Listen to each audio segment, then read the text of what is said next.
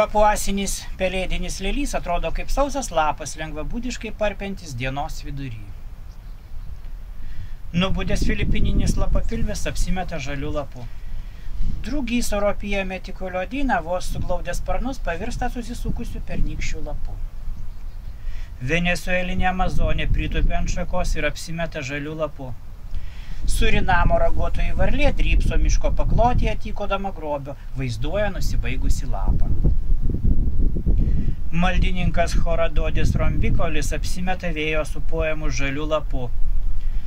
Mūsiškio voro kryžiuočio giminaitis Poltis Ydė dedasi kritusio, bet tinkliai įstrigusiu lapu. Siauragalvė mamba svajingai žvelgia į tolį, apsimeta žaliu lapu. Šliužas Atorokoforus bitentekuliatus velkasi iš lėto, tarsi nuo kojų nusivaręs gyslotas lapas. Šungalvis Mauglys, net ir klaikiai tingėdamas susirango medyje, apsimeta žaliu lapu. Tuo tarpu žiogas Horotipus Sosūriai, kaip beje ir jo kolegos Steleraflezijai ar Orofus Teseliatus, šokuoja savo keliu, vilkėdamas nukritusio lapo kostiumą.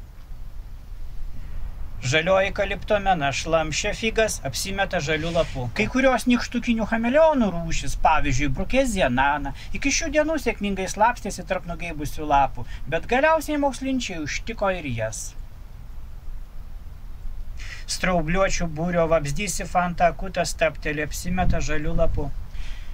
Ramu traumutėlė, daugiaspyglė lapžuvė, plūdurėje vandenį tarsi lapas, atlikęs didžiuosius gyvenimo darbus. Kad ir kaip sėkmingai maskuotųsi visa ši chebrytė, žmogus gali ją sunaikinti, nė nepastebėjęs.